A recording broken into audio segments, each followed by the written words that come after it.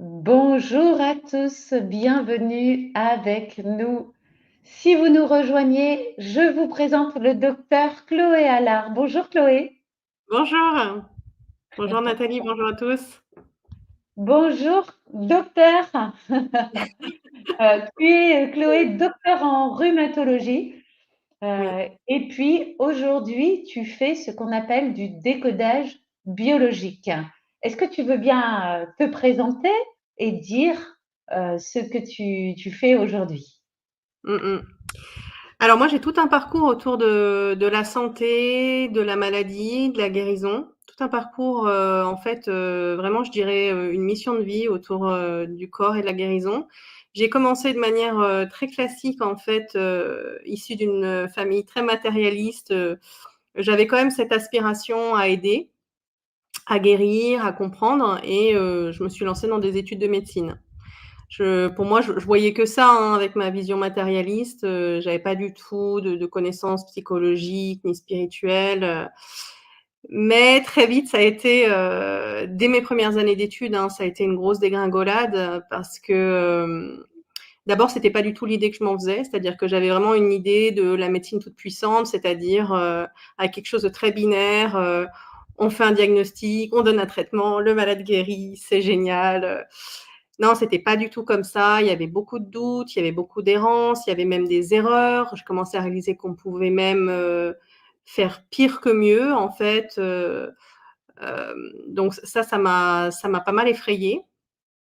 Et puis, quelque chose qui m'a beaucoup choquée, ça a été la relation de la médecine aux patients. Et d'ailleurs, j'aime pas du tout ce mot. La relation de la médecine aux individus, aux malades, hein, c'est-à-dire qu'il y a quelque chose de très technologique, vraiment une mise à distance.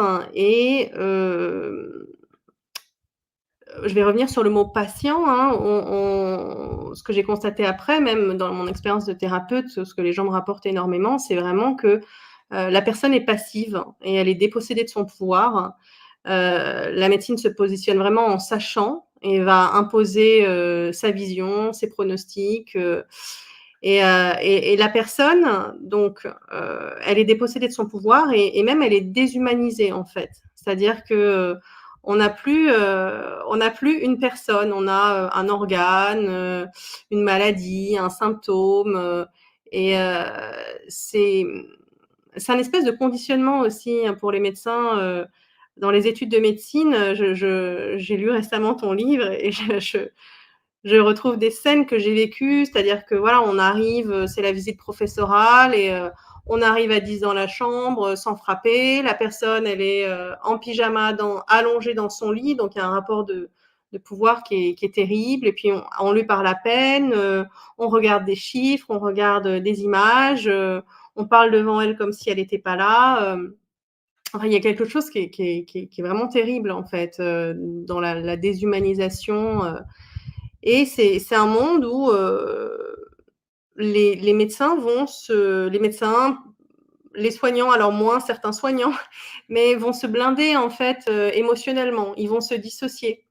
Et Tu sais, Chloé, je m'excuse de te couper, mais ça m'émeut beaucoup ce que tu dis, surtout que tu es docteur.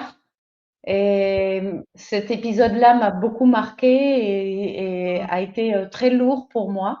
Donc ça m'émeut beaucoup ce que tu dis. Franchement, c'est vrai, ça me donne envie de pleurer tellement ça a été dur. ouais, je Et je comprends. te remercie parce qu'il Mm. y a des médecins comme toi qui sont restés humains et je voudrais te remercier pour ça, vraiment. Vraiment, vraiment, c'est avec le cœur. Parce que ça va toucher beaucoup de gens aussi comme moi qui ont été malmenés par certains C'est bien médecins. parce que voilà, en tant que thérapeute qui accompagne les personnes ayant un problème de santé au niveau du corps, j'ai beaucoup de témoignages. Et alors je vais dire, je suis redevenue humaine parce que la médecine comme nous embrigade en fait là-dedans. Quand on est jeune étudiant en médecine, on est comme emporté dans ce courant quoi. On nous parle d'examens complémentaires, on agit comme nos seniors, on apprend en fait. Donc c'est assez difficile de remettre ça en question. C'est comme un conditionnement, une idéologie. Ce qu'il y a, je pense, peut-être ce qui m'a sauvée, on va dire, c'est que j'étais particulièrement sensible. Donc, j'avais du mal, moi, à cloisonner mes émotions. Je me souviens que parfois, dans des chambres de patients, eh bien, je sortais, je fondais en larmes parce qu'il y avait ce monsieur qui avait un cancer en phase terminale, il y avait cette personne qui venait de faire un AVC qui pouvait plus prendre son enfant dans les bras. Enfin, je voyais bien que j'avais une sensibilité que moi, j'avais du mal à refouler, en fait. Et donc, il doit y avoir quand même certains profils de personnes qui s'adaptent mieux aux études médicales. Bon, ceci dit, je ne vais pas mettre tout le monde dans le même panier, hein. Il y a des gens fantastiques, d'une part. D'autre part, je considère qu'aujourd'hui, dans l'état actuel de la conscience humaine, on a encore souvent besoin de cette médecine, notamment en urgence, dans des situations où il y a un risque vital, et bon, pas seulement, hein, mais on reviendra certainement dessus. Donc j'avais beaucoup de mal. Et puis l'hôpital, c'est un univers très froid, très dur. Et il y a quelque chose vraiment d'une inadéquation en fait entre l'objectif de la médecine et les moyens qui sont utilisés. Enfin, je veux dire, on veut que la personne se sente bien, qu'elle aille bien. Quand on arrive à l'hôpital, on se sent déjà mal, même si on n'est pas malade, quoi. Donc, c'est quand même assez terrible. Bon, il y a voilà, dans certains services, ça évolue, hein, heureusement, mais bon, dans certains services, c'est un petit peu mieux, comme en pédiatrie, en maternité, bon. En cancérologie, on prend conscience de beaucoup plus de cet aspect psycho-émotionnel. Voilà, en tout cas, moi, j'étais en souffrance. Donc, j'ai tenu bon parce que c'est des études, voilà, quand on a passé le concours, tout ça, on se dit, bah non, je vais aller jusqu'au bout. Maintenant, j'en ai déjà assez bavé, donc maintenant, j'y vais. Et puis aussi, la problématique que j'avais, c'était un problème de sens. C'est-à-dire que, en fait, c'est quand même difficile d'accepter que la maladie n'a pas de sens, en fait. Quand on considère quand même que le corps humain, c'est la technologie la plus évoluée sur notre planète, qu'on a 60 000 milliards de cellules qui sont toutes des super usines chimiques qui sont capables de synthétiser des centaines de molécules, que toutes ces cellules, elles fonctionnent en fait en coopération pour le bon fonctionnement de chaque cellule, de chaque organe et du corps humain dans sa globalité. On se dit quand même, c'est bizarre en fait. Pourquoi le corps ferait un truc comme ça, un accident? Tiens, j'ai attrapé une maladie. Bon.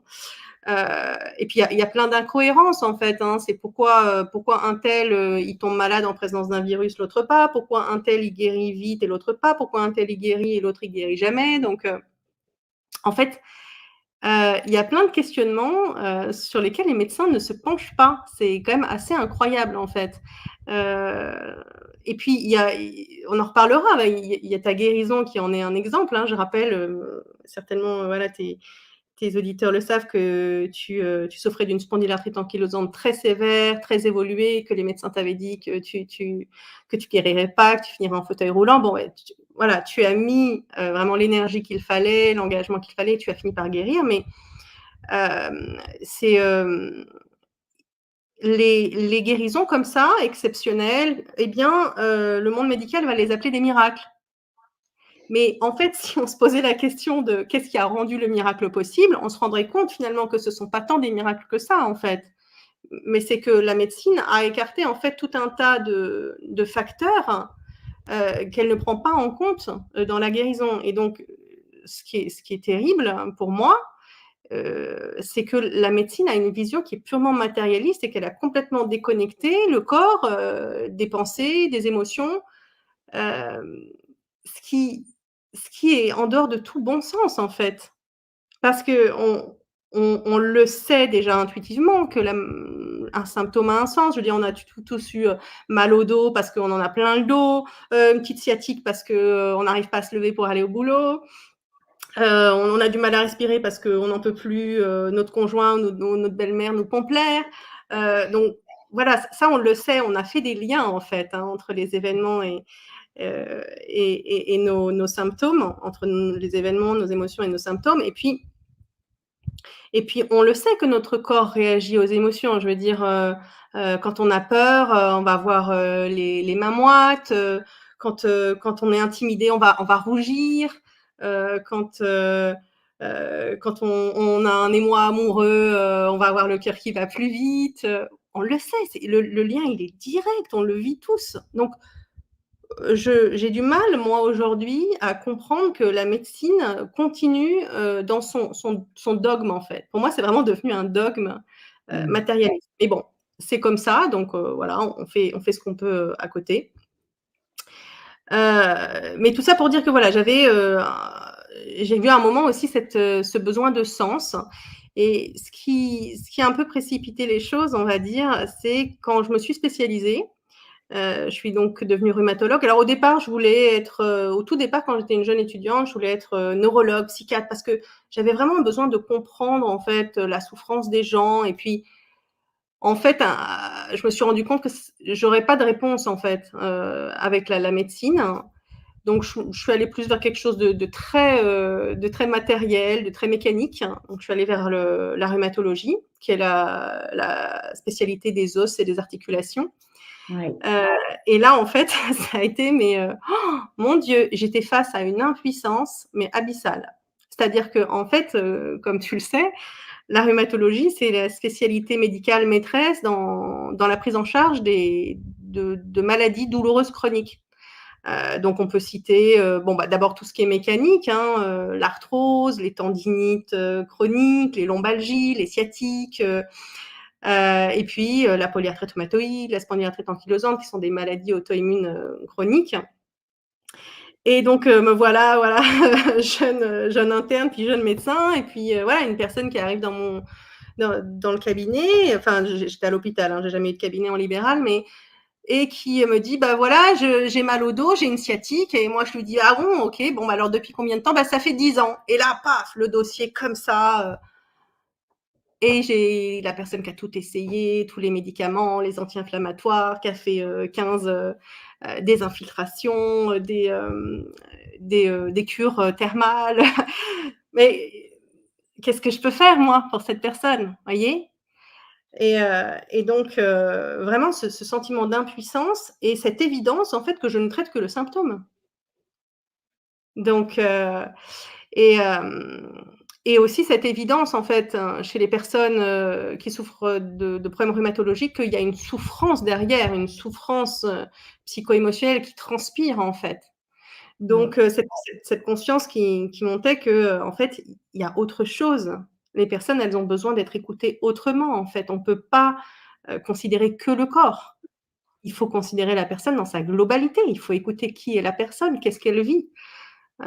Donc, bon, voilà, ça a été les études. Et puis, en fait, j'étais très en souffrance dans ce milieu-là. Donc, j'ai travaillé en tant que médecin assez peu de temps.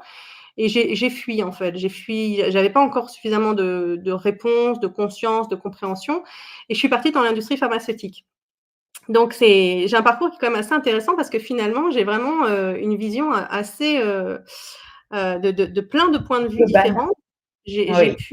J'ai travaillé quelques années dans l'industrie pharmaceutique sur des médicaments novateurs à cette époque-là dans les rhumatismes inflammatoires chroniques, donc que sont les biothérapies, donc en particulier les anti-TNF-alpha. Et voilà, j'ai pu voir cet aspect médicamenteux.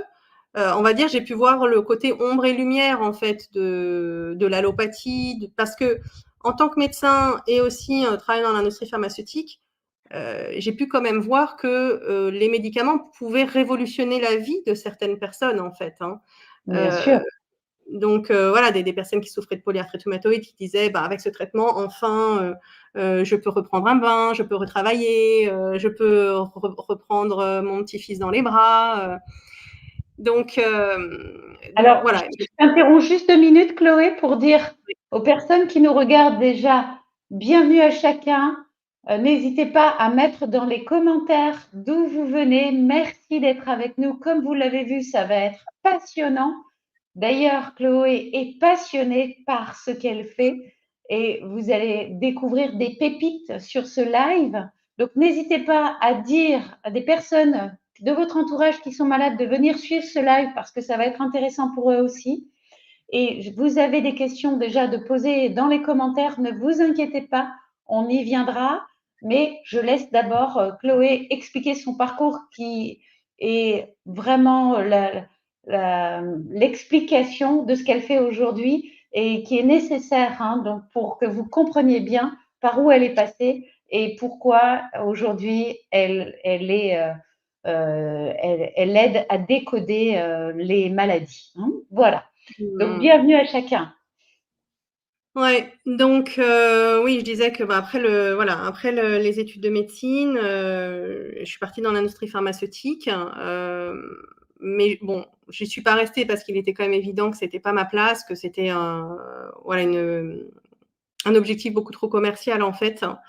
Et en fait, pour moi, les grosses prises de conscience sont arrivées, avec la naissance de ma première fille.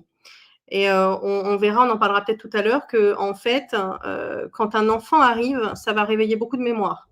Des mémoires, en particulier chez la maman, des mémoires d'enfance, des mémoires de gestation, des mémoires de naissance.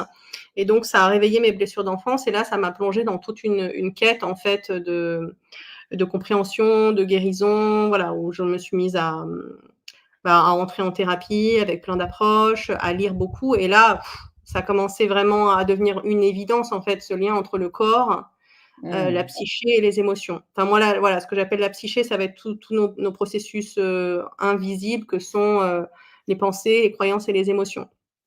Et donc, c'est devenu une évidence. Je me suis mise donc à lire plein de livres sur le sens de la maladie, la psychosomatique, donc bah, les très connus Jacques Martel, Michel Odoul. J'ai découvert aussi Philippe Dransart, hein, qui a été un pionnier là-dedans, avec son premier livre qui s'appelle La maladie cherche à me guérir.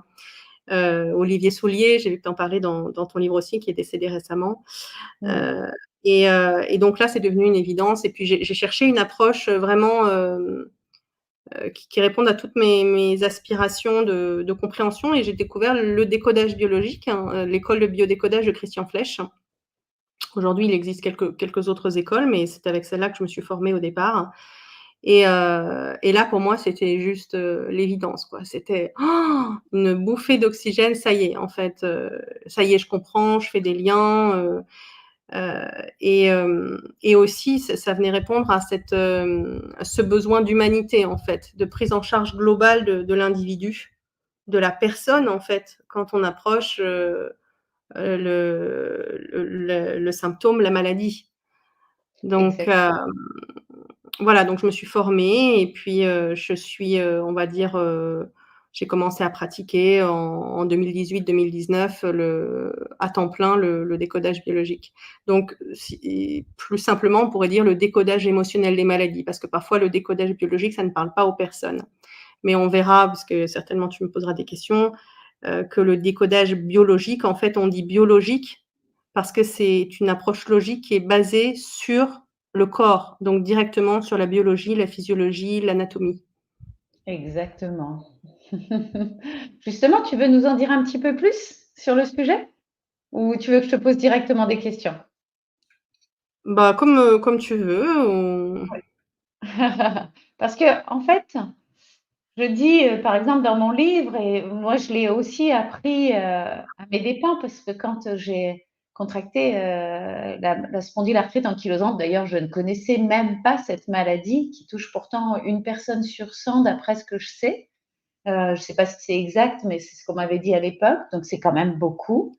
Ouais. Euh, il met très Mmh. longtemps à être diagnostiqué parce que, bah, en fait, les personnes souffrent, mais au départ, on leur dit non, il n'y a rien sur les radios, il n'y a rien dans les analyses, et donc, on ne voit pas pourquoi vous souffrez, hein. Et puis, au final, bah, c'est usant, hein, comme pathologie, parce que finalement, on n'arrive pas à dormir, à se reposer. On est debout la nuit alors qu'on devrait être allongé, mais on n'y arrive pas. Bref. Et donc, j'ai commencé moi aussi à m'interroger, et surtout que j'étais en train de devenir praticienne et que j'ai entendu parler du décodage. Et donc, tout ce qui ne s'exprime pas semble s'imprimer. Qu'est-ce que tu pourrais dire là-dessus? Oui, c'est un peu ça, en fait, hein, c'est que, les symptômes vont être l'expression d'une énergie, d'une émotion qui s'est cristallisée et qui n'a pas été exprimée. Donc le but du décodage biologique, hein, ça va être, de retrouver, en fait, l'émotion en décodant le symptôme. On va retrouver l'émotion, on va retrouver le trauma et on va ramener la personne dans le traumatisme. On va la réassocier au traumatisme, dont elle s'était éloignée, qu'elle avait refoulé, et cetera, pour lui permettre d'aller exprimer l'émotion. Exactement. Est-ce que c'est forcément une scène qu'elle a ou un événement qu'elle a vécu elle, à ton avis? Non, non, comme tu le sais, en fait, alors ce qui se passe, c'est que il va y avoir, le plus souvent un événement déclenchant dans la vie de la personne, dans la vie adulte de la personne qui va déclencher le début de la maladie. Mais cet événement déclenchant, n'est pas le trauma originel, le plus souvent. C'est un événement qui va rappeler par certains aspects, ça peut être un contexte, une parole, l'énergie de quelqu'un, une situation, va rappeler un traumatisme initial qu'on appelle en biodécodage le choc programmant. Et ce choc programmant, il peut être dans l'enfance, très souvent on va le retrouver dans la petite enfance, parfois dans la vie adulte, parce qu'il s'agit de toutes les premières fois en fait. Par Mmh. exemple, une femme qui perd son enfant, par exemple, voilà, c'est un choc traumatique en soi et ça se passe dans la vie adulte. Donc de temps en temps, le choc programmant est dans la vie adulte. Heu, Par exemple, cette femme qui m'avait consultée pour un cancer du sein, qui était survenu après la séparation d'avec, le père de ses enfants. Eh bien, 1 semaine sur 2, elle n'était pas avec ses enfants et elle était très inquiète pour eux. Elle avait besoin de tout le temps surveiller que tout allait bien pour eux. Le sein, heu, c'est vraiment, biologiquement, c'est le seul organe de notre corps qui n'est pas consacré à notre propre fonctionnement, mais qui est là pour l'autre, pour nourrir le bébé. Donc, la première hypothèse de ressenti biologique avec le sein, ça va être: «Je veux nourrir une personne que je pense dépendante de moi», souvent un enfant, mais pas toujours. Nourrir et par extension, voilà, c'est materner. Nourrir, materner, protéger, tenir contre moi et donc avec cette séparation, elle se faisait du souci pour ses enfants parce qu'elle ne pouvait pas tout le temps, être là pour, vérifier que tout allait bien pour eux et en fait, ce qui était d'ailleurs surprenant, c'est qu'elle avait 2 enfants, un grand garçon et une petite fille. Elle se faisait plus de soucis pour le grand garçon que pour la petite fille et en fait, quand je l'ai mise dans ce ressenti de: «Je me fais du souci pour mes enfants», eh bien, ça l'a ramenée à la naissance de son fils, son premier enfant, où il y avait eu une détresse vitale à la naissance et elle avait été séparée de son enfant. Voilà, donc là, on a un exemple, mais c'est assez rare de programmant dans la vie adulte. Mais on avait déjà un déclenchant du Mmh. cancer et un programmant. Bien sûr. Alors Et donc même voilà, si le déclenchant ne déclenche pas la maladie. C'est unique, le programmant ne déclenche pas la maladie, c'est le déclenchant qui va déclencher la maladie. ouais, alors voilà, le plus souvent, on a encore du mal à l'expliquer, mais le plus souvent, voilà, il y a un gros traumatisme, et ça va se mettre en latence, en dormance, à l'intérieur de nous et puis plusieurs années plus tard, eh bien, un choc déclenchant va rappeler ce traumatisme et la maladie va se déclarer. C'est Il ça. arrive parfois que la maladie se déclare tout de suite, mais c'est rare, hein. Donc je vais revenir sur ta question initiale, mais on va sans doute faire beaucoup de de Oui, digressions comme ça, mais donc le choc programmant peut être, dans la vie adulte. Il peut être dans la petite enfance, ça c'est très fréquent. Il peut être à la naissance, donc si tu veux, si vous voulez, je vous donnerai, des exemples. Il peut être in utero, c'est très fréquent mmh, aussi et il peut être aussi dans le transgénérationnel, nous venir d'un ancêtre. Et puis il peut être aussi donc là, bon, bah, voilà, selon vos croyances, hein, je sais que là on se rejoint, il peut être aussi dans les vies antérieures, hein. C'est parfois difficile de distinguer ce qui est du transgénérationnel et de la vie antérieure, mais bon voilà, je pense que c'est important pour tout le monde d'ouvrir, sur cette croyance. mmh, Et et donc voilà, il arrive parfois, j'ai rencontré que la maladie, commence, dès l'enfance. Souvent ça, c'est quand on est, directement en lien avec une mémoire transgénérationnelle. Quand un enfant, naît avec une maladie, quand un enfant a une maladie qui se déclare à 6 mois, 1 an, 2 ans, heu, parfois c'est un choc dans l'enfance, mais le plus souvent c'est en lien avec du transgénérationnel ou un choc, in utero en fait. mmh. C'est ça, exactement. Alors, je suis en train de lire en même temps et j'essaie de mettre les messages des personnes hein, qui arrivent. Alors, on a beaucoup de questions hein, dans les commentaires. D'ailleurs, vous êtes nombreux à nous suivre et je vous en remercie vraiment de tout cœur. Et encore merci Chloé d'être là parce que c'est passionnant tout ce que Avec tu racontes. plaisir. Et je suis tellement en accord avec toi. Je sais C'est ce bien. que je véhicule. Voilà, hein, c'est ce qu'on se disait en off tout à l'heure. On s'est découvert Ouais. avec Chloé grâce à une personne qui me suit sur ma chaîne et qui a mis un commentaire en disant voyez le docteur Chloé Allard aussi qui décode les maladies. Et donc, je t'ai contacté ensuite grâce à cette personne que je remercie. Et donc, ben, c'est vrai que j'ai découvert tout ça moi aussi. Je ne suis pas du tout médecin, évidemment, et donc je n'ai pas du tout tes connaissances. Mais d'entendre un docteur qui explique tout ça, ça fait tellement de bien. Alors, on a des personnes, Chloé, qui nous posent des questions. Donc, si tu veux bien, je vais quand même commencer à les poser parce que on en a beaucoup. Alors, je reviens au début. On a une personne qui nous dit qu'elle a une double hernie discale, une capsulite rétractile et de l'arthrose aux deux mains. Donc, est-ce que tu peux juste dire, Oui. toi, ce que tu penses de ça? Oui. Alors, je vais donner des généralités et ce qu'il faut savoir, c'est que, quand même en préambule, d'abord j'aimerais rappeler que, le décodage biologique, c'est complémentaire de la médecine allopathique. Il ne s'agit pas de dire, qu'on ne va pas voir le médecin, on ne fait pas de diagnostic. C'est très important aussi d'avoir un diagnostic médical, car plus le diagnostic est précis, plus on pourra, décoder précisément le sens du symptôme puisque, on va décoder vraiment précisément le tissu atteint, par exemple au niveau de la peau, si c'est de l'eczéma, c'est plutôt l'épiderme, si c'est de l'urticaire, c'est plutôt le derme. Voilà, la précision du diagnostic va permettre de préciser encore plus le décodage émotionnel. L'autre chose que j'aimerais dire, hein, voilà, avant de répondre à toutes ces questions, c'est que il n'y a pas une vérité. C'est pas oui, alors vous avez une hernie discale, donc c'est que vous avez ressenti ça. Ce qu'il faut comprendre, c'est que il y a un code. Si on parle de décodage, on va décoder le code du tissu, du symptôme. Il y a un code qui est universel, c'est-à-dire qui va dépendre vraiment de la fonction du tissu. Ok, bah, l'estomac, chez tout le monde, ça sert à digérer.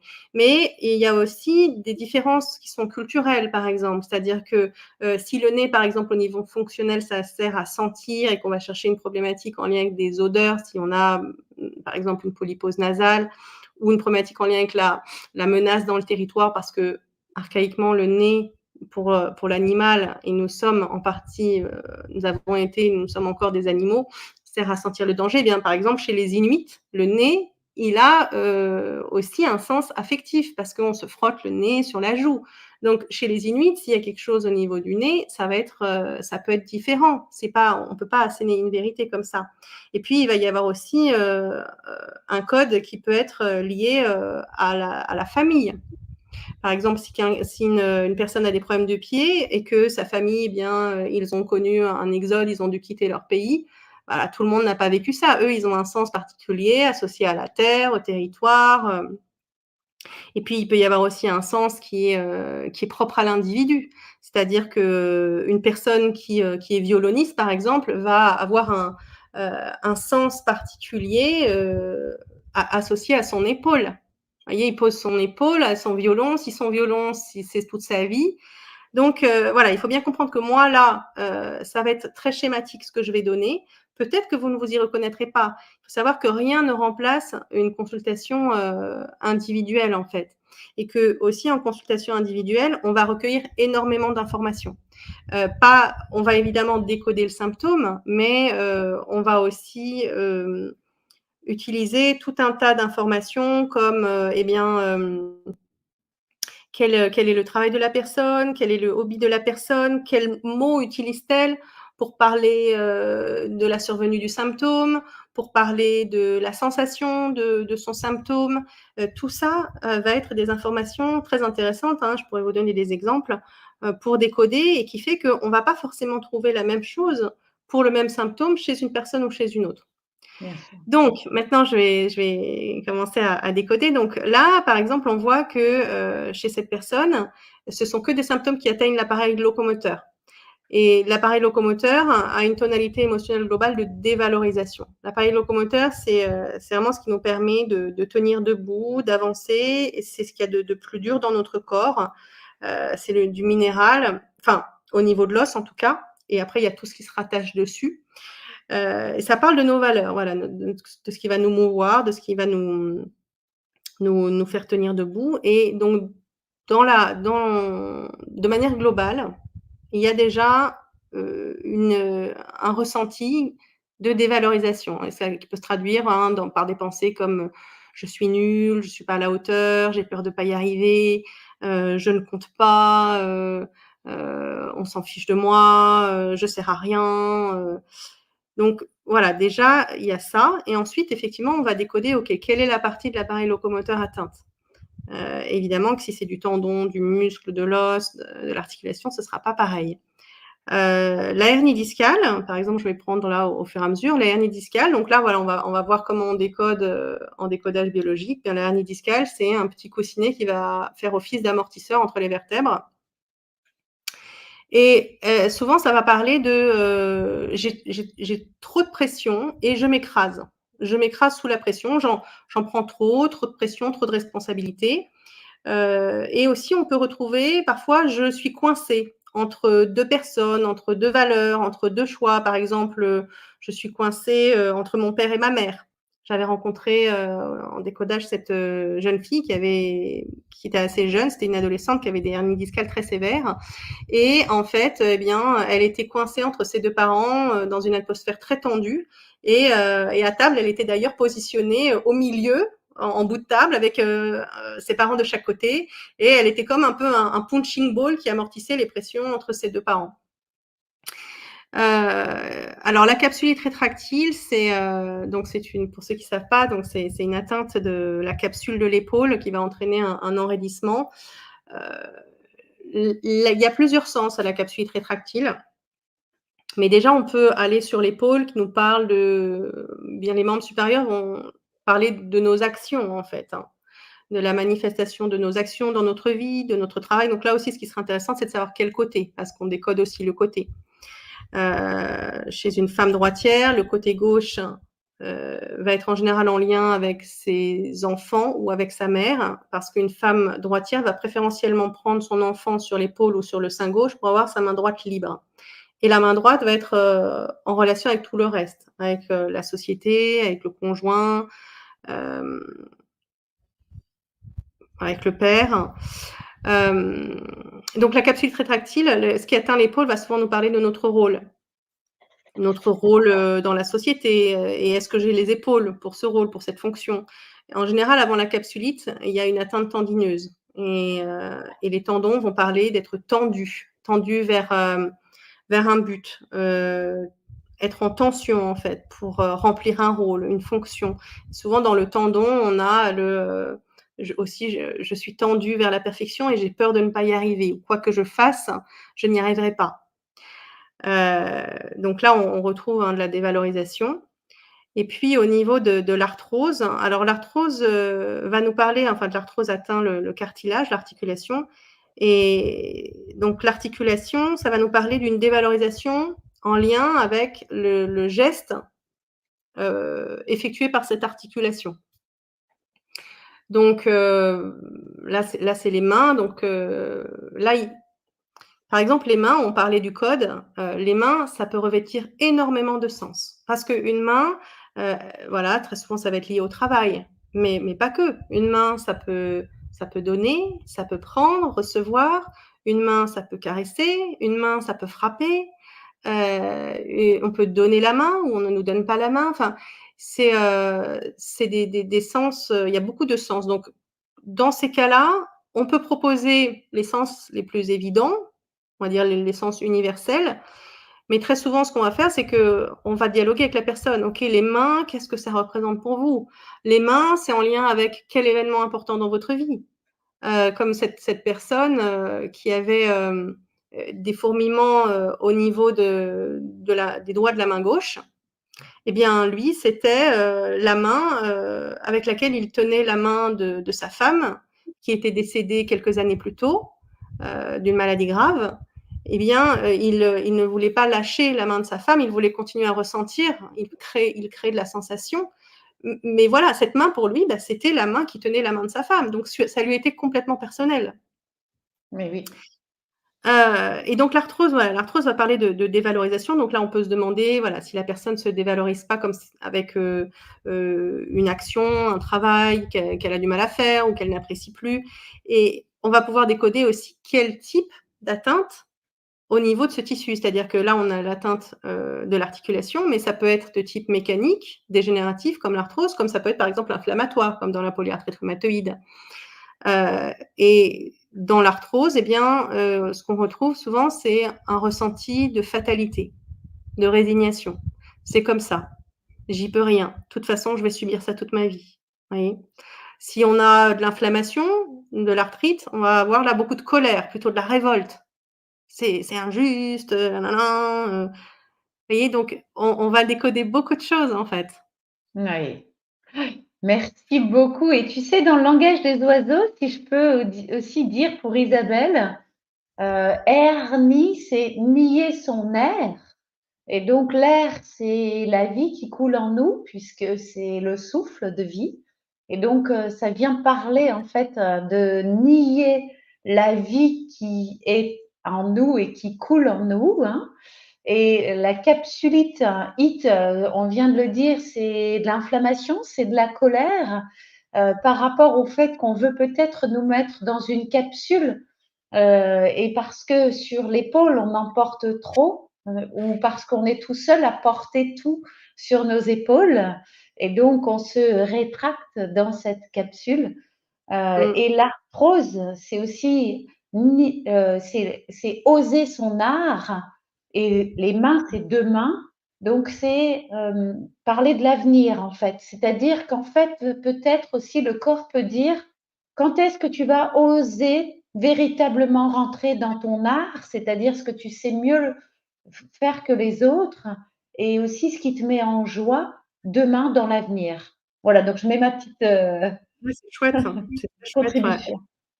Mmh. Et pour te rejoindre, où on peut associer effectivement, hein, le décodage et la langue des oiseaux, hein, par rapport à ce que tu as dit sur la hernie, nier son air, Mmh. hem, j'insisterai sur le fait que la colonne, c'est vraiment notre axe et que quand il y a des problèmes de colonne et bien souvent, c'est qu'on n'est pas aligné avec nous-mêmes, on n'est pas dans notre axe, hein. Donc on nie son air et si on rejoint l'arthrose, on nie, on n'est pas, en train de pratiquer son art. Voilà. Et la capsulite aussi, oui, je parlais des tendons, mais effectivement, la capsulite va entraîner un enraidissement et un blocage de l'épaule. Donc là, il y a une véritable paralysie en fait, hein. C'est ça, tout à fait. Oui.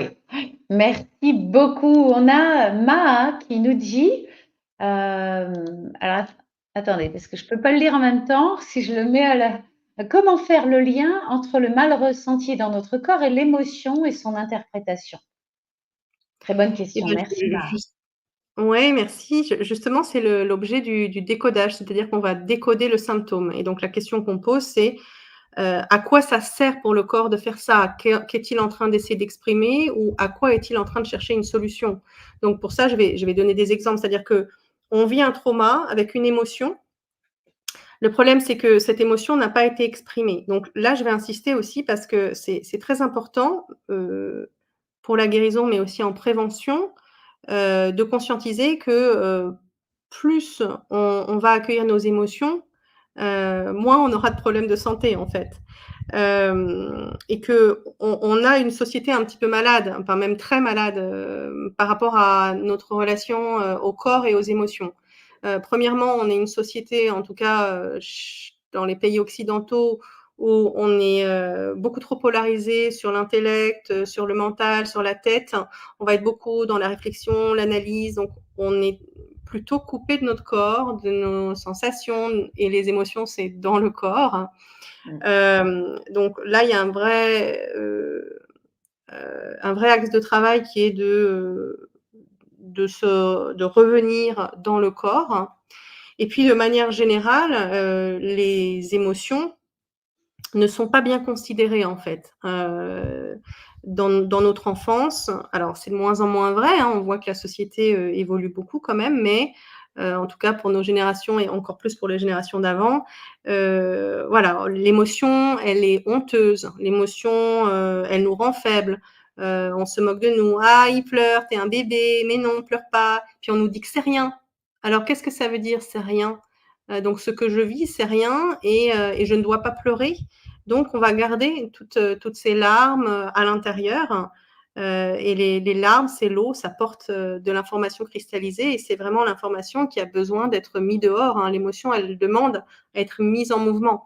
Et les émotions nous renseignent en fait sur le mouvement de la vie à l'intérieur de nous, sur nos besoins. Et si on se coupe de nos émotions, on se coupe de nous-mêmes et on se coupe de nos besoins.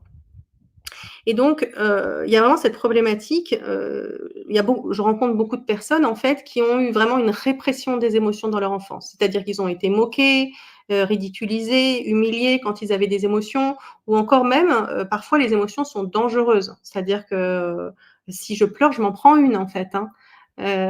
Donc voilà, on serre les dents, on y va. Et puis il y a beaucoup de stéréotypes très genrés. Donc les petits garçons, il faut qu'ils soient forts, faut pas qu'ils pleurent.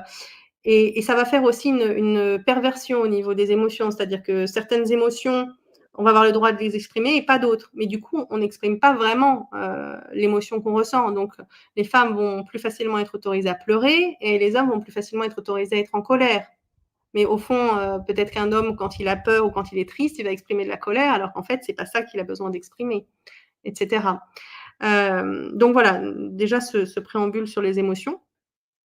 Et puis voilà, donc c'est le rôle du décodage biologique, de décoder en fait le langage du corps. Moi, je pourrais me définir comme une traductrice du corps en fait, voilà, je suis l'interprète, Mmh. et donc voilà, on va prendre des exemples parce que ce sera beaucoup plus clair. C'est-à-dire que par exemple, la vessie archaïquement va servir à marquer le territoire. Chez l'animal, les urines servent à dire: «Ici, c'est chez moi». Donc quand il y a un problème de vessie, cystite, polype vésicale, et bien la question qu'on va se poser c'est, quand, comment je me suis sentie, envahie dans mon territoire ou ne pas pouvoir organiser mon territoire comme je veux. Si on prend un exemple très simple, très trivial qui est l'estomac, ben, l'estomac sert à digérer. Et tout le tube digestif va parler de comment j'accepte la nourriture qui m'est donnée, mais la nourriture aussi bien réelle que la nourriture des expériences de la vie. Donc, Ou la affective. première Mmh. étape, Ou la première, affective. La nourriture affective. oui, exactement, oui. On va voir que beaucoup de problèmes alimentaires sont liés à la mère. Alors, je veux pas généraliser, hein, mais Mmh. la mère nourricière, hein, donc mais c'est pas, c'est pas, Ça peut être c'est pas aussi la fonction maternelle, parce qu'on peut avoir des papas très maternels. oui, voilà, ça va être la nourriture qu'on nous donne en général. Ça peut être, l'affection, l'amour, les valeurs, l'éducation, et donc voilà, si on regarde l'estomac, c'est la première étape de la digestion qui va, fournir de l'acidité pour déstructurer l'alimentation en gros morceaux. Et donc là, simplement, c'est qu'est-ce que je n'ai pas accepté, qu'est-ce que je ne digère pas, quel est cet extérieur, situation, personne ou parole qu'on m'a dite, avec lequel je suis en lutte et que j'arrive pas à accepter en fait. Mmh. Si on prend par exemple la thyroïde va être un espèce de chef d'orchestre du métabolisme qui va ralentir ou accélérer notre métabolisme. Et quand il y a une hyperthyroïdie, c'est comme si on voulait accélérer pour aller plus vite. Et souvent, dans l'hyperthyroïdie, on va trouver des situations d'urgence. Je dois agir en urgence. Ou si c'est Mmh. l'hypothyroïdie, ça va être je veux ralentir le temps ou je veux revenir en arrière. Je veux faire arrêt sur image. Euh, Si on prend la peau, hein, la peau, c'est ce qui va faire la limite entre nous et l'extérieur. On va avoir très souvent au niveau de l'épiderme, donc c'est la couche superficielle de la peau, c'est celle qui permet le toucher, le contact. Et bien très souvent, on va retrouver une problématique en lien avec le contact. Soit je suis agressée par un mauvais contact, soit ce qu'on retrouve souvent dans l'eczéma, je suis séparée du bon contact. Mmh. Voilà, donc on peut décliner ça à l'infini. Hashimoto, oui, je vois là les questions en même temps. Maladie de Crohn et Hashimoto. Donc ça, c'est deux maladies auto-immunes. Mmh. Par exemple, on peut décoder l'auto-immunité. L'auto-immunité, elle nous dit qu'on est en train de s'attaquer nous-mêmes. C'est-à-dire qu'il y a quelque chose il y a un traumatisme, mais dans ce traumatisme, on retourne la colère contre soi. C'est-à-dire que souvent, donc il y a de l'autodestruction. Par exemple, bah, si je ne suis pas acceptée, c'est que je ne suis pas assez bien. C'est une espèce de vie au conditionnel, c'est-à-dire pour exister, pour être acceptée, pour être aimée, je dois détruire une partie de moi. Une partie de moi est mauvaise. C'est ça. Ça, c'est très, très, évident dans la polyarthrite rhumatoïde. Mmh. Étant rhumatologue, j'accompagne énormément de personnes, ayant des problématiques de l'appareil locomoteur et dans la polyarthrite rhumatoïde, on détruit ces articulations. On détruit ces articulations car on considère qu'on a fait un mauvais geste, qu'on a été une mauvaise personne. Si c'est au niveau des pieds, souvent, c'est qu'on a fait un mauvais déplacement. On est parti alors qu'on ne devait pas. Si c'est au niveau des mains, c'est qu'on a fait un mauvais geste. Euh, donc, on va se détruire. Merci parce qu'on a une personne justement qui nous demandait pour la polyarthrite, donc tu lui réponds, c'est parfait. Oui, la polyarthrite, vraiment, le mot que je mettrais, c'est la culpabilité. Pour moi, la polyarthrite, c'est la maladie de la culpabilité. Donc après, on Mmh. va décoder, ben, voilà, à quel endroit elle a commencé.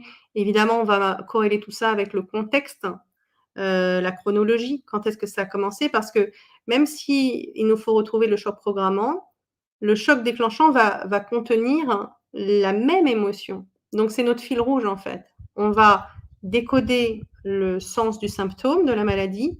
Grâce à cette émotion, et au moment où la maladie s'est déclenchée, on va demander à la personne, bah, à ce moment-là, qu'avez-vous, par exemple dans la polyarthrite rhumatoïde, qu'avez-vous vécu qui vous a fait ressentir que vous étiez coupable? Et puis à partir de là, on a l'émotion, le ressenti précis de la personne. Et là, on a le fil rouge et on va demander à la personne, OK, dans votre vie, quelle est la première fois où vous avez ressenti ça? Et la Oui, personne va plonger dans son ressenti et va dire: «Ah bah, voilà, j'ai 2 ans et je me sens coupable parce que, maman souffre, et papa est parti et j'ai» voilà, et cetera. mmh. OK, super. Voilà, on a Laurent Marie qui nous dit: «Vous parlez de moi là, lol, hein?» Voilà.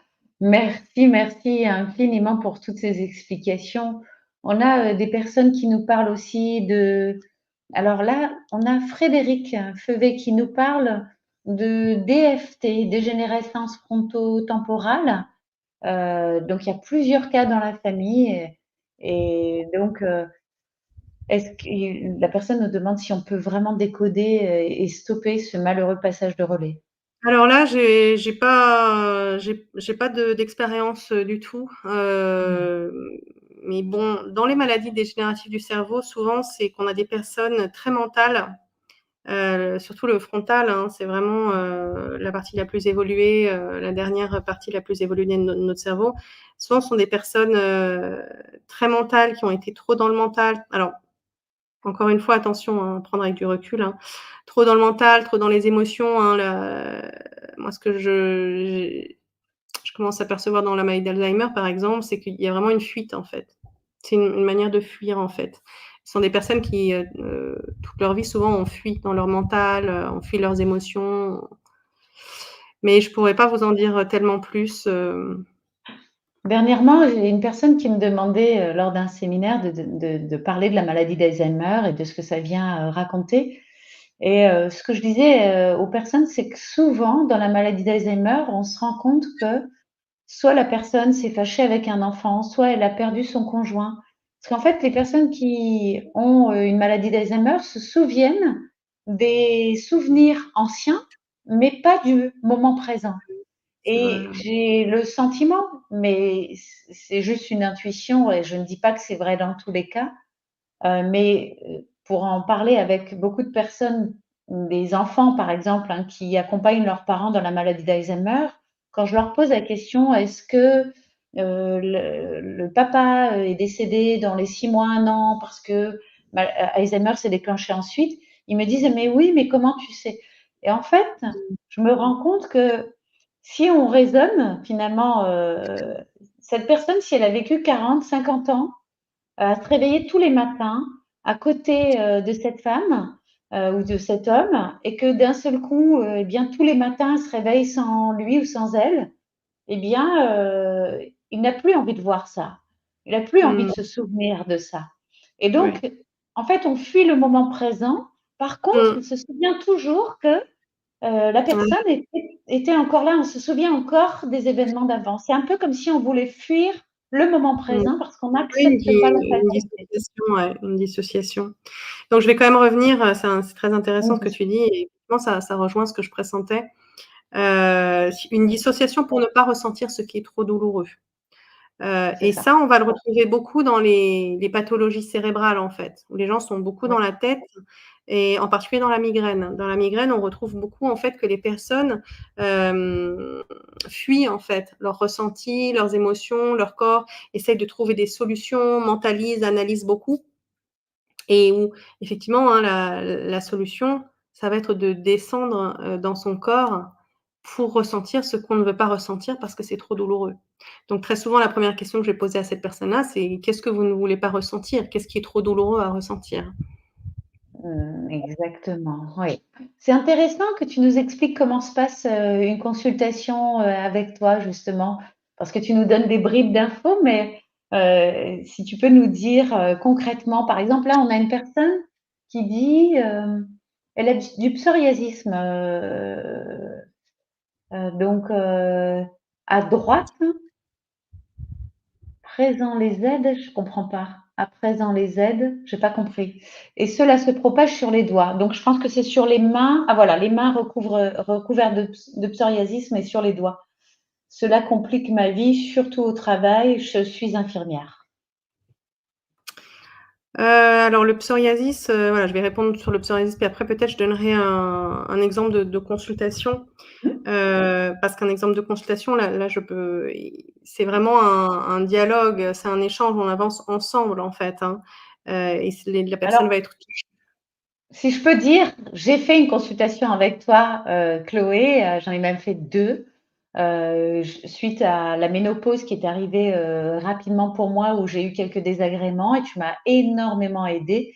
Donc déjà, j'ai envie de dire que tu es très douce et tu es naturellement comme tu es là en consultation, très bienveillante et énormément encadrante dans l'accueil des émotions. Donc vraiment, je me suis sentie en totale sécurité avec toi. Et donc c'est pour ça que j'ai envie que tu nous parles de comment ça se passe quand Mmh. hein, Ouais, ouais. merci. D'ailleurs, j'en profite quand même pour toutes les personnes qui ont, des questions là, parce que je pense que voilà, chacun a envie de savoir pour son symptôme et cetera, qu'en fait, j'ai une chaîne YouTube et une chaîne TikTok, Voilà. sur lesquelles il y a énormément d'informations, en fait. J'ai fait, presque 300 vidéos où je décode, les principaux symptômes, maladies, de peau, de dents, d'articulations. Donc voilà, si on n'a pas le temps de parler, cet après-midi de votre problème, n'hésitez pas à aller sur la chaîne. Vous y Et trouverez certainement des informations.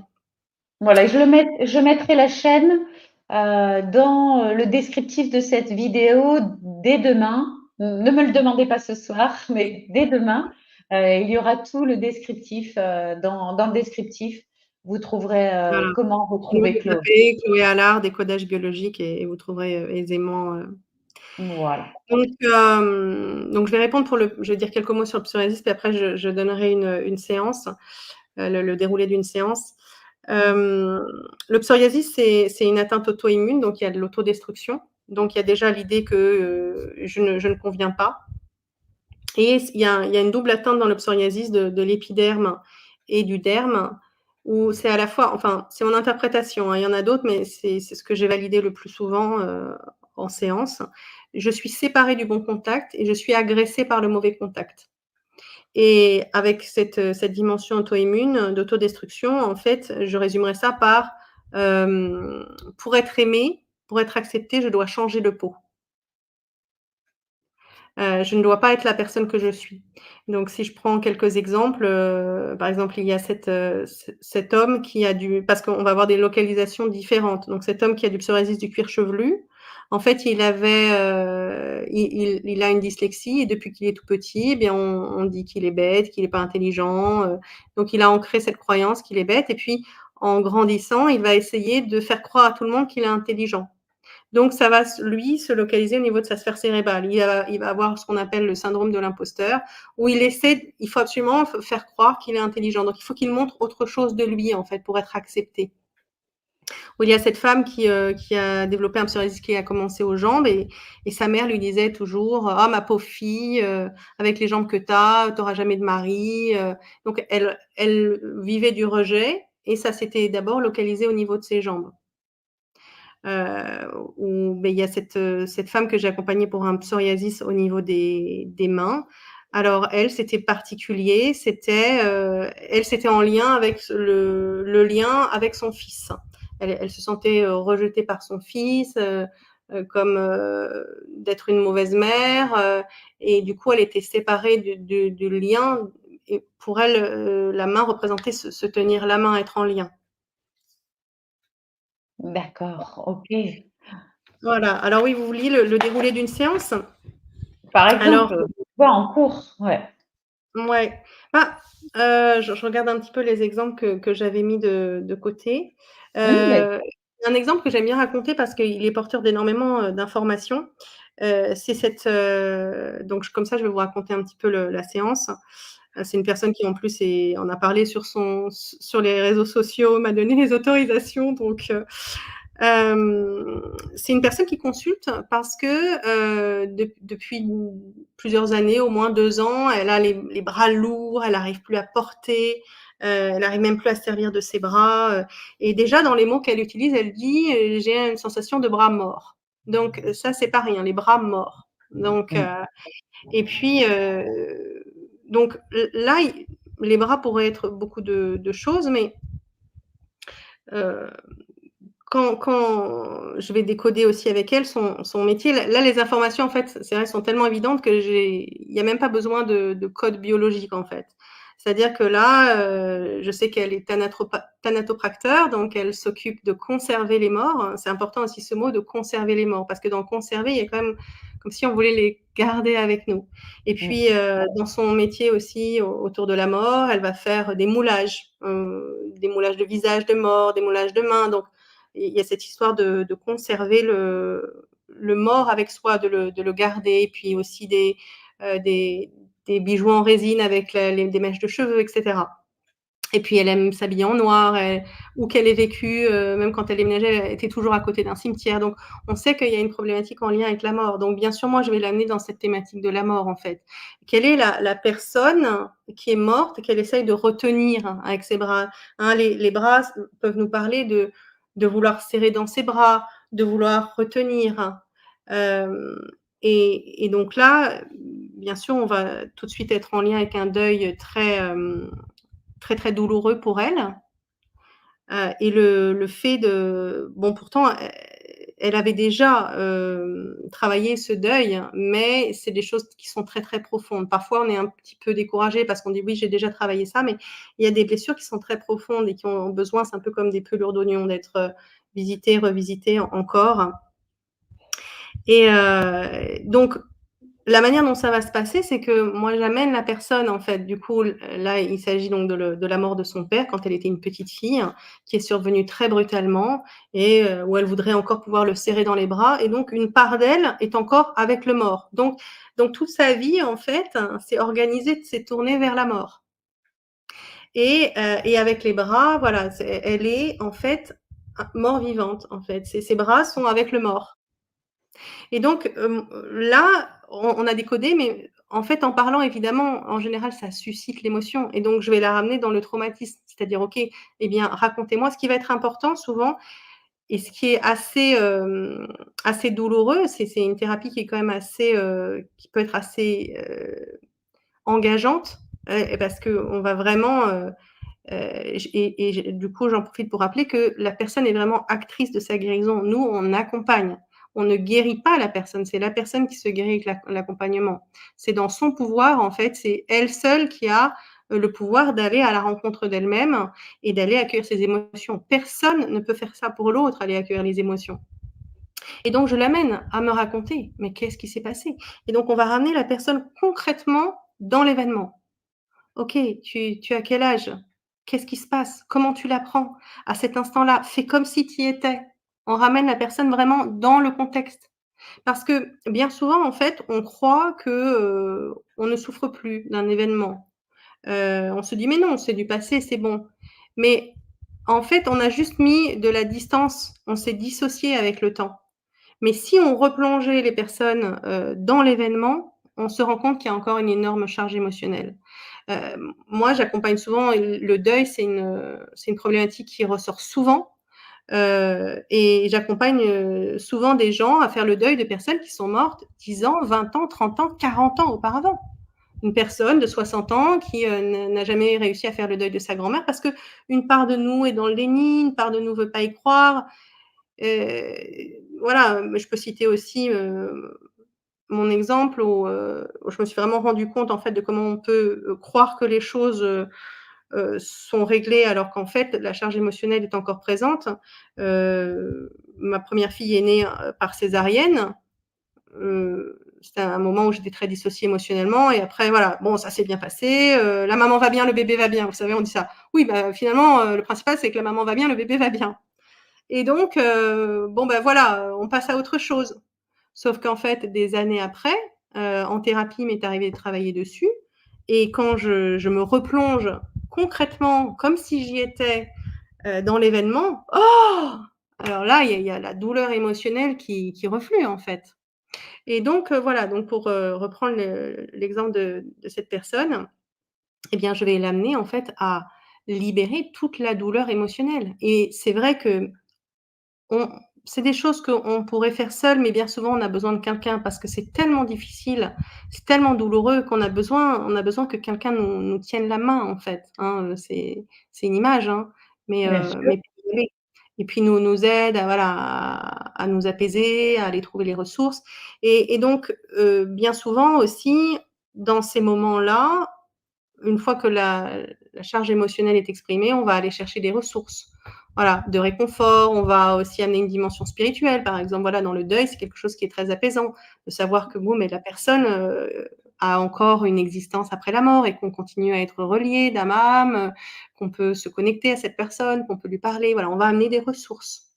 Mmh. Et puis voilà, on fait tout ce qu'il faut et puis après on ramène la personne dans son présent et cette personne, voilà, a témoigné que très rapidement après, elle n'a plus mal au bras et c'est encore le cas des mois après et elle a dit ce mot qui est encore une fois, très parlant, elle a dit: «Mes bras ont ressuscité».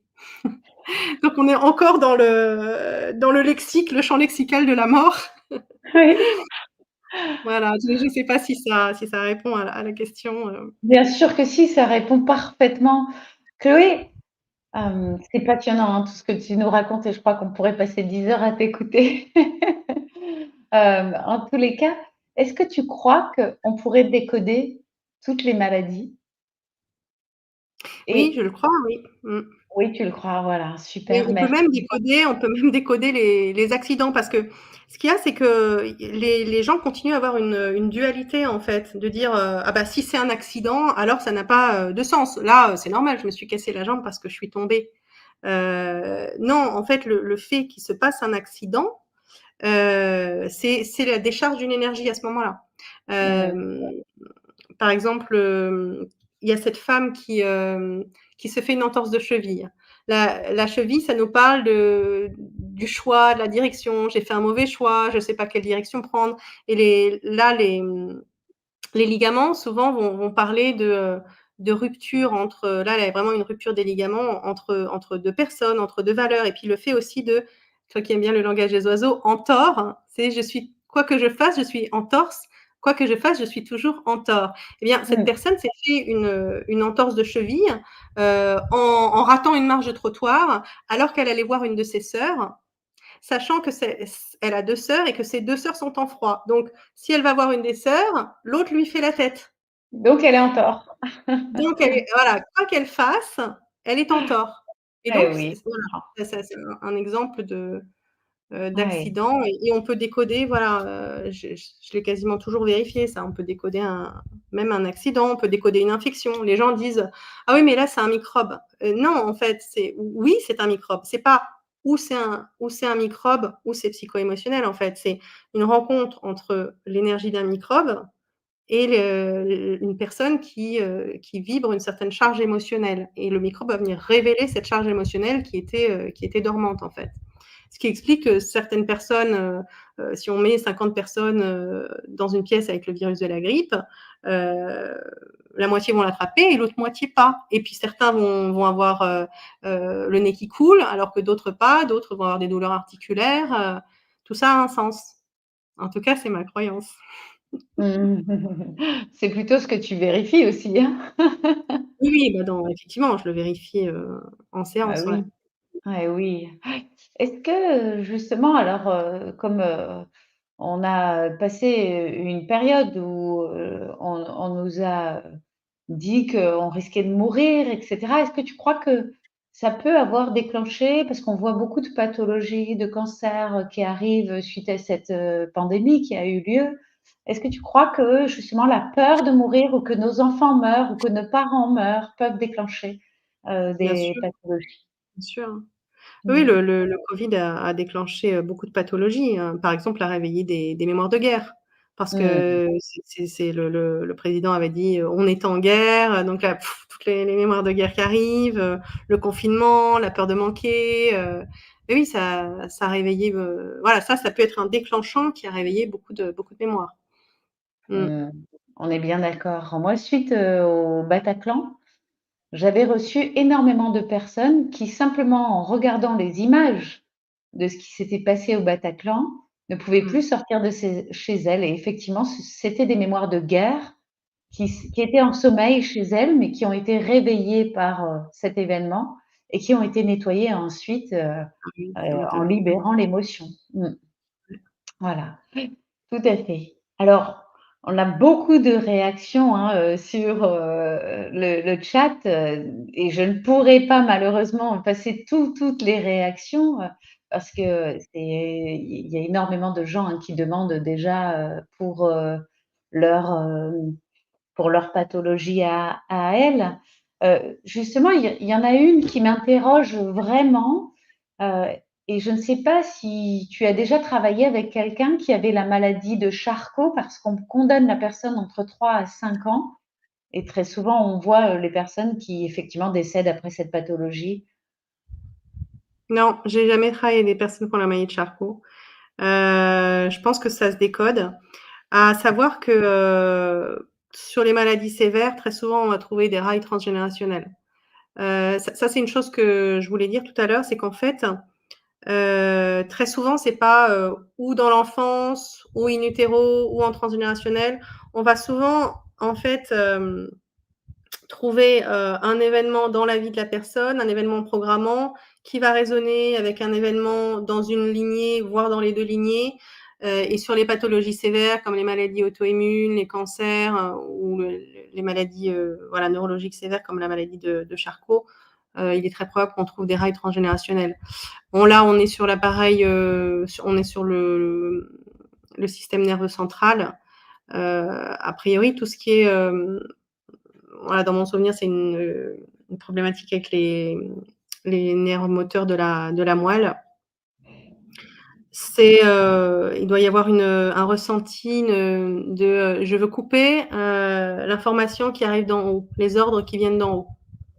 Donc voilà, peut-être qu'il y a eu un problème avec l'autorité, que je, voilà, je prends un exemple comme ça. Je crois que c'était je ne sais pas si c'était en lien avec la maladie de Charcot, mais un exemple qu'avait donné Christian Flech d'avoir été obligé de tuer quelqu'un contre sa volonté. Donc il y a une autorité au-dessus de nous qui va nous obliger à faire quelque chose avec lequel qui est très traumatique, avec lequel on n'est pas en accord, mais on est obligé d'obéir, peut-être parce que c'est soit on obéit, soit on meurt. Mmh. Euh, et donc, c'est un peu le mécanisme de la sclérose en plaques, en fait. Il va y avoir un espèce de court-circuit à l'intérieur parce qu'on est dans un énorme conflit interne, en fait. Et du coup, comme on ne sait pas comment faire entre l'ordre, l'injonction et nos valeurs, eh bien, on va arriver à la paralysie, en fait. Ça va être Mmh. la solution trouvée pour ne pas exécuter cet ordre, cette action. Ouais, oui, ouais, on comprend très, très bien, finalement que notre corps est tellement intelligent qu'il trouve des solutions grâce à la maladie, le mal a dit, pour nous empêcher de faire ce que nous ne souhaitons pas faire inconsciemment et consciemment, en fait. Mmh. Mmh. Mmh. Qu'est-ce que tu pourrais nous dire aussi des rechutes? Ah oui, les rechutes. Oui, bah, ça, effectivement, ça tu l'exprimes aussi dans ton livre. Hem, alors, je dirais pas que faudrait faire une étude pour voir si ça se vérifie à chaque fois, mais qu'effectivement, comme, je le disais au départ, la médecine, conventionnelle allopathique ne traite que le symptôme.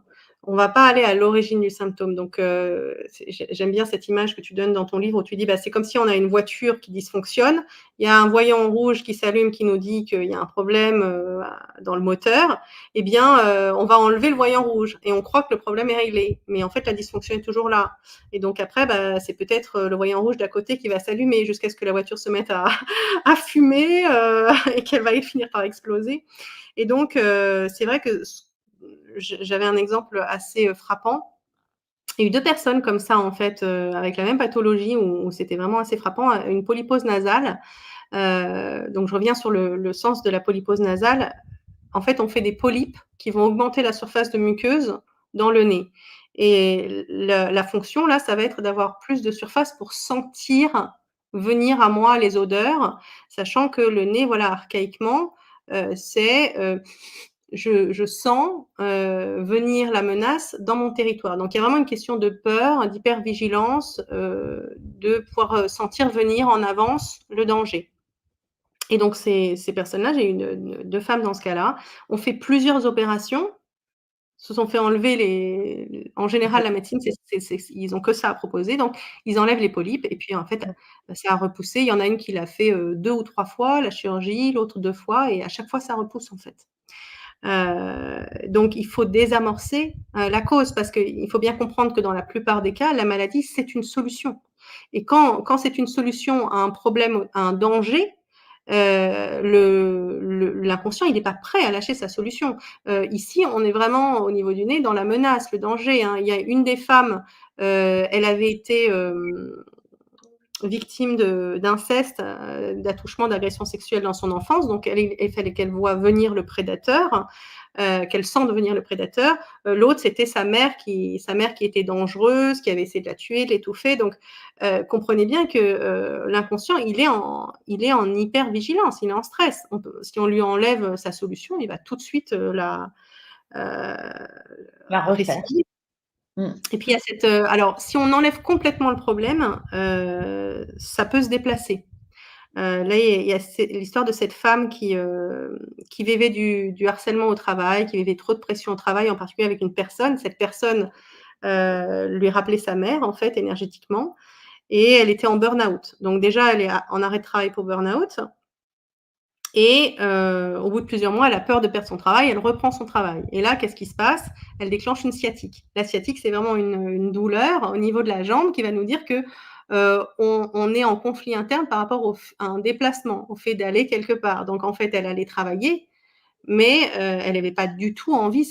Elle disait mon travail c'est insupportable, j'arrive plus à y aller, à me lever le matin. Et donc, elle était en conflit interne entre la part d'elle qui allait travailler à cause de la peur de Mmh. manquer, de peur de travail, et la part d'elle qui voulait absolument pas y aller. Elle avait une énorme hernie discale et finalement, elle avait des troubles tellement importants, la douleur était insupportable, elle commençait à avoir des troubles urinaires, donc territoire, euh, qu'elle a été opérée. On lui a enlevé la hernie et en fait, juste après, eh bien, elle n'avait plus mal au dos, elle n'avait plus de sciatique, mais elle a commencé à avoir des douleurs diffuses. Et ça a évolué en fibromyalgie, en fait. On lui a enlevé une voie d'expression, en fait, de son émotion, de sa tension, et du coup, elle l'a exprimé autrement. Bien sûr, bien sûr, oui. Donc finalement, en fait, le décodage biologique devrait être en parallèle avec la médecine, allopathique, de manière à résoudre totalement la problématique Complètement. Complètement. Moi, je pense que c'est vraiment d'intérêt public, en fait, d'avoir une complémentarité de ces approches. Voilà, après bon, il y a le décodage biologique, hein, mais ça peut être la kinésiologie, voilà, aujourd'hui, il y a énormément d'approches. Mais, pour moi, il y a véritablement, hein, je sais qu'on est tout à fait d'accord et que toi, tu en as fait l'expérience, il y a une perte de chance, en fait. Il y a une perte de chance pour la guérison de ne considérer que la personne que sous l'aspect, matériel du corps, hein. Mais bien sûr, bien sûr. Est-ce que, justement, alors moi j'ai des amis qui ont leur fils qui vient de développer une leucémie. Qu'est-ce que justement la leucémie, donc c'est l'empoisonnement du sang finalement, ou en tous les cas il y a un problème avec la lignée peut-être? Alors Qu'est-ce moi, que j'ai tu pas du tout, j'ai pas ce décodage-là, mais bon, après, on sait que un problème peut être regardé de plein de facettes différentes, hein. Ouais. Donc, l'un n'empêche pas l'autre. Après, il y a différents types de leucémie, donc là, c'est assez complexe à décoder, mais globalement, la leucémie, il y a quand même cette idée de faire plus de globules blancs. Enfin, voilà, il faudrait avoir le type de leucémie, mais où il y a quand même une histoire de danger, de devoir se défendre parce que, Mm. et ça parle Il souvent y a de beaucoup de la globules en fait, beaucoup ça beaucoup de parle souvent globules. de la famille, peut-être d'être, qu'il y a eu un danger au sein de la famille, de devoir se défendre dans les liens du sang. Mhm. Mais bon, là, voilà, c'est un peu hasardeux quand même sans avoir d'autres informations. Bien sûr, je comprends, d'accord. Oui. En tous les cas, voilà, on a énormément de remerciements. Et par rapport à ce que tu disais tout à l'heure, on a Frédéric qui nous dit, moi j'ai un problème d'odorat depuis la naissance, j'en ai pas. Et depuis la naissance de sa fille, il y a un gros problème d'hypervigilance et de sommeil, hein, d'insomnie. Donc effectivement, bah, ça se déplace quelque part, puisque le problème d'odorat n'est pas résolu. Il y a une autre problématique qui arrive pour exprimer le malaise, le mal-être. Oui, alors là, on est probablement sur quelque chose qui est de transgénérationnel, si elle a ce problème depuis la naissance. Donc, il faudrait, essayer de voir qu'est-ce qui s'est passé pour la maman. Parce que là, on voit qu'il y a quelque chose qui est en train de se transmettre de génération en génération, parce qu'il y a quelque chose qui est réveillé par la naissance de sa fille et qu'elle-même avait à la naissance, depuis la naissance en tout cas. Oui. Et c'est vrai que voilà, la naissance de nos enfants va souvent réveiller des mémoires. En fait, par projection, on va se revivre nous, en fait, à travers nos enfants. Donc là, s'il y a une hypervigilance, c'est qu'il y a dû avoir un danger. Alors, je ne sais pas si elle a fait des explorations pour savoir pourquoi elle avait plus d'odorat. Euh, Alors justement, c'est ce qu'elle dit. Elle dit qu'on devrait, il va falloir qu'elle le prenne en charge pour débarrasser la lignée et ses enfants. Hein. Et hmm. on est bien d'accord là-dessus. J'imagine que Frédéric va te contacter parce qu'effectivement, c'est important pour elle. Mais tu es d'accord avec ça que si on libère pas chez nous, en fait, ben, les enfants vont en hériter et il y a d'autres choses qui vont s'exprimer chez eux. Ouais, après je dirais que c'est pas forcément du 100, puis qu'on sait très bien que, voilà, quand on a plusieurs enfants, certains vont avoir certaines problématiques et d'autres pas du tout. Donc c'est assez difficile de faire des généralités là-dessus. Mm. Ce que j'aimerais quand même, aussi, mettre en lumière, c'est une vision, aussi spirituelle. Je pense que c'est important pour déculpabiliser les parents et en particulier les mères qui sont très promptes à se culpabiliser, c'est que voilà, on est quand même des âmes en expérience qui nous incarnons et que on n'arrive pas vierge. On a déjà des bagages qu'on amène de nos autres vies et Oui. on a des défis, des expériences qu'on veut vivre. Et donc aussi, même s'il ne s'agit pas de rester à ne rien faire, ne prendre conscience de rien, parce qu'on est vraiment là pour évoluer. C'est important aussi de remettre en perspective que nos enfants nous ont choisis, que ce sont aussi des âmes parfois même plus évoluées que nous, et qu'ils ont trouvé en nous exactement la bonne vibration pour vivre ce qu'ils avaient à vivre, et que parfois, en fait, c'est pas forcément, c'est quelque chose que moi je perçois de plus en plus, c'est pas forcément quelque chose qu'on leur transmet, mais c'est quelque chose qu'avec notre énergie, on permet de révéler en eux et dont ils étaient déjà porteurs dans leur corps causal, dans leur vibration d'âme, en fait. Mmh. Ceci dit, il est vrai aussi que voilà, on a des choses à nettoyer, on a tous notre responsabilité, et que, on sait très bien qu'il y a des choses qui se transmettent. Mais je pense que voilà, c'est certainement plus complexe que ça. Je sais pas comment toi tu vois Sylvie, les choses, mais comment? je sais pas comment toi tu vois les choses, mais moi plus ça va, plus j'ai le sentiment que c'est quand même assez complexe, quoi.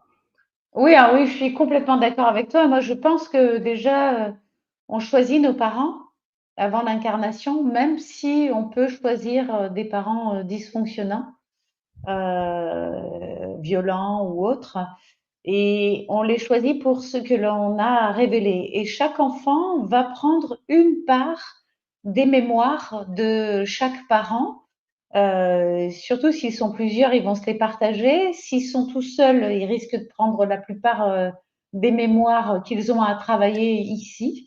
En tous les cas, ce qu'ils doivent mettre en lumière. Et puis transmettre eh bien ce qu'ils n'auront pas à mettre en lumière. Et c'est les petits enfants qui vont arriver et qui vont mettre en lumière tout ça. Donc, en Mmh. fait, les générations arrivent pour réparer ce qui s'est passé dans le transgénérationnel. C'est mon point de vue, en tous les cas, oui. C'est ce que je vois aussi dans mes consultations. Ouais. On a Sylvie qui dit ce sont quasi toutes les maladies liées à l'émotion, à la retenue des émotions. Bah, pour moi, oui, et pour toi, Chloé? Oui, oui, bah, oui, sinon je n'aurais pas fait mon métier. C'est ça, c'est ça. Ouais. Comment le corps médical te voit aujourd'hui, finalement, en exerçant différemment d'eux? C'est très variable en fait, hein, globalement, plutôt, comme, une, peut-être une fantaisiste, les croyances restent très fermées donc au début de mon cheminement, j'ai essayé, on va dire, d'enfoncer des portes, j'ai voulu faire des conférences dans des établissements médicaux, et en fait, je me suis rendu compte, bah, qu'on peut pas donner à boire à un âne qui a pas soif.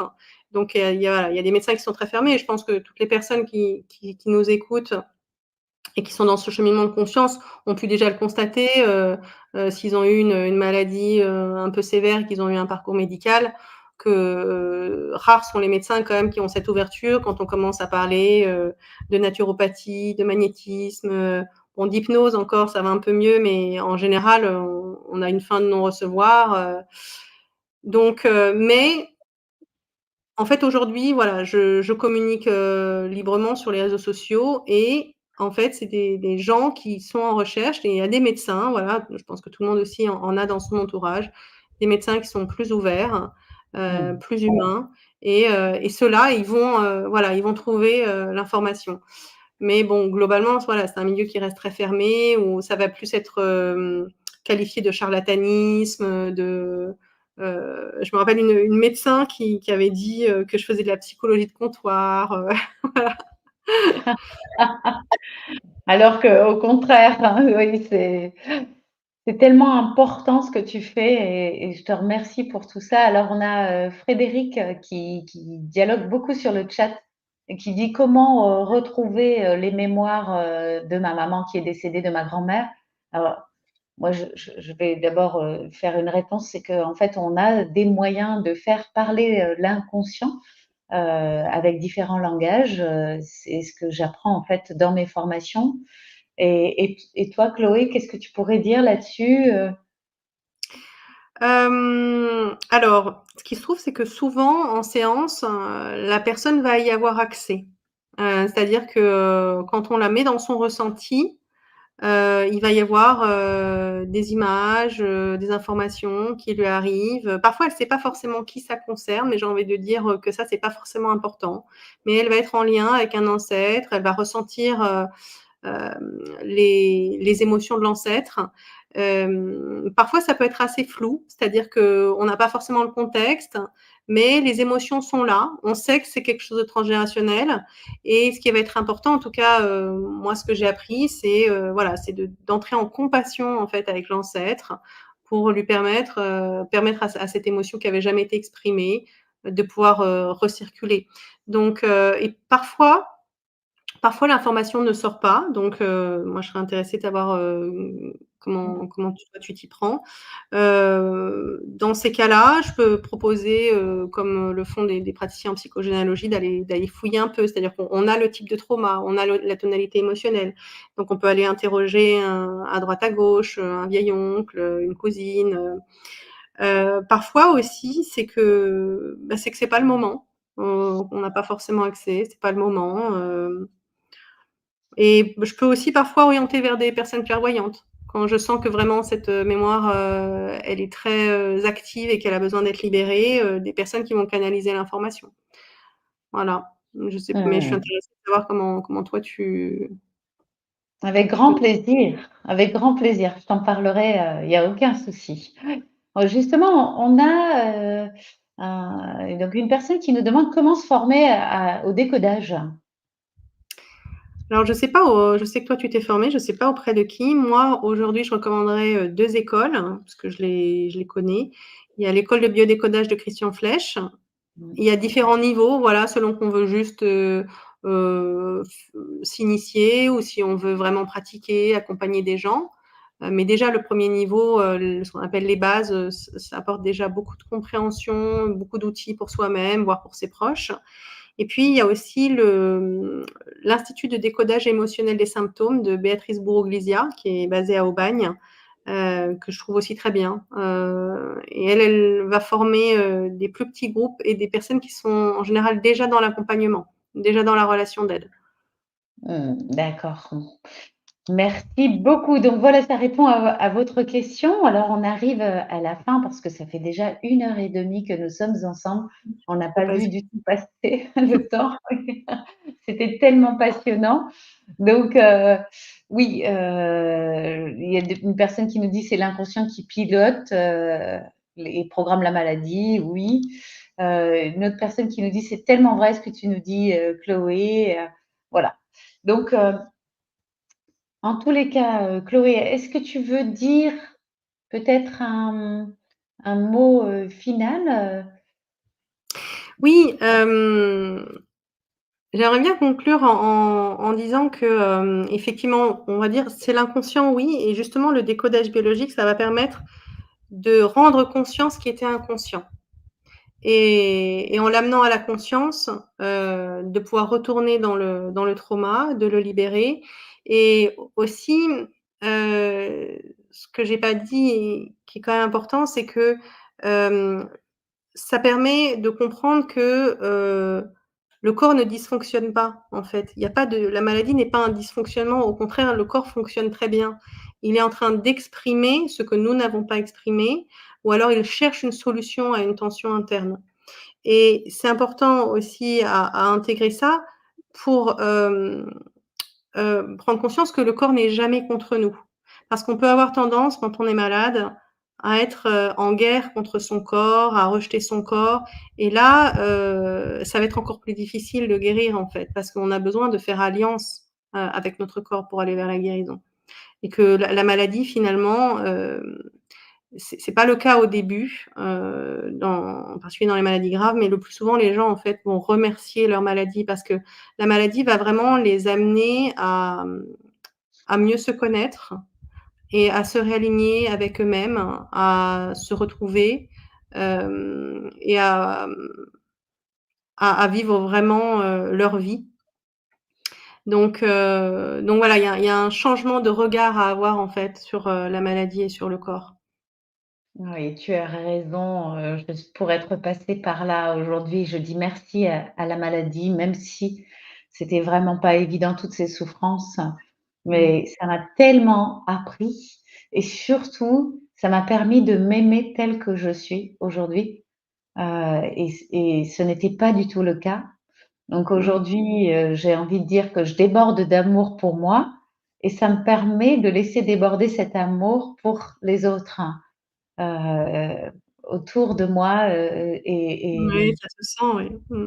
ouais, ah oui, vraiment et ça, c'est grâce à la spondylarthrite ankylosante et tout ce que j'en ai compris. Donc c'est tout à fait juste et c'est pour cela que quand on guérit simplement le symptôme, mais qu'on n'a pas eu la compréhension, on peut se poser en victime aussi de la vie, de la maladie, de voilà. Et en fait, créer d'autres symptômes à cause de ça, parce que ben, on n'a pas compris le message. Hein. Oui. Et donc c'est vraiment dommage parce qu'on passe à côté d'une grande compréhension de soi. Mmh. Mm. Je te remercie infiniment, Chloé. Avec Vraiment, plaisir et merci. merci pour ton invitation. Merci à tous, d'avoir assisté. Merci pour vos questions. Merci de tout cœur, c'était magnifique. D'ailleurs, il y a beaucoup de personnes qui disent c'était vraiment magnifique. Je vois moi les commentaires aussi sur Instagram hein, qui disent Oui, oui, merci c'était beaucoup. passionnant. Mille merci à Chloé, juste magnifique live. Merci beaucoup pour cet échange. Voilà, on a plein de remerciements, de merci, etc. Donc vraiment, voilà, c'était passionnant, mais je le Oui, savais d'avance. je le prends en plein cœur. Ah Merci oui, oui, Nathalie. il y a beaucoup, beaucoup de merci de partout. Je peux pas te mettre les commentaires d'Insta parce qu'ils sont de l'autre côté. Mais voilà, et en plus, d'habitude, je les vois pas et là, je sais pas pourquoi je les vois, mais voilà. Donc, il y a beaucoup de cœurs, voilà, de merci de partout. Alors j'aurais peut-être une petite requête. Si ces gens veulent contribuer à cette vision de la maladie, et ben, si vous pouvez aller sur ma chaîne YouTube et vous abonner. Moi, c'est pas tant pour moi parce qu'aujourd'hui j'ai une clientèle, voilà, j'ai pas de souci de recrutement, mais j'ai vraiment à cœur en fait de transmettre ces messages. Et je sais que voilà, avec ma formation de médecin, mon étiquette de docteur, il y a un message qui peut porter plus loin, qui peut être entendu par des personnes qui sont plus sceptiques. Et donc voilà, j'essaie de passer par les réseaux sociaux, mais c'est pas forcément évident de faire percer ces sujets-là. Voilà. C'est déjà fait, nous dit Rose, et je suis certaine que Merci toutes beaucoup. les personnes qui vont regarder cette vidéo auront envie de te connaître davantage, Chloé. Donc, abonnez-vous au TikTok, à la chaîne YouTube de Chloé, parce que vous allez découvrir des pépites. Hein. Là, vous avez eu qu'un Ouais, je pense aperçu. que voilà, je suis désolée parce qu'on n'a pas répondu à énormément de questions, mais vous aurez voilà, énormément d'informations sur ma chaîne. Voilà, hein. Tu vois, c'est fait pour la bonne main aussi pour Sylvie. Voilà. Hein. Donc voilà, effectivement, en fait, Chloé, tout comme moi, souhaite contribuer à l'ouverture de conscience qui est nécessaire, et je dirais vitale et essentielle pour notre planète et pour notre Mmh. peuple, j'ai envie de dire, qui vit sur Terre. Hein. Nous avons besoin d'évoluer et donc voilà, vous pouvez vous aussi contribuer à cette élévation de conscience vers davantage de clarté, de compréhension de ce que l'on est vraiment. Et nous sommes des êtres totalement illimités et merveilleux, chacun unique. Et c'est pour cela que c'est impossible de faire un décodage précis parce que vous êtes unique et vous avez vous Mmh. aussi vos compréhensions à faire. Donc n'hésitez pas à consulter Chloé. Même si elle l'a dit, elle ne recherche pas plus de clientèle parce qu'elle est déjà très demandée, vous allez voir sur son agenda. Mais en tous les cas, voilà, si vous avez quelque chose à comprendre, ben, n'hésitez pas à voir avec elle. À voir aussi, j'ai vu, hein, on m'a demandé là dans le chat, avec mes praticiens, praticiennes qui sont formés aux méthodes Ah oui, que je pratique. absolument, hein. En fait, il y a des nombreux thérapeutes, hein, qui font du décodage biologique, hein. Voilà, mais c'est complémentaire, tout à fait. C'est pour cela que je tenais aussi à t'interviewer, Chloé, parce que c'est vraiment complémentaire. Donc là, il suffit d'aller sur mon site qui est dans le descriptif de la vidéo sur nataliebalas.com et vous trouverez sur l'annuaire des thérapeutes les praticiens qui sont formés. Voilà, donc merci de tout cœur. Merci encore, Chloé. Avec joie. Merci à Et tous. oui, merci à toi. Passez une excellente soirée. On vous envoie énormément d'amour.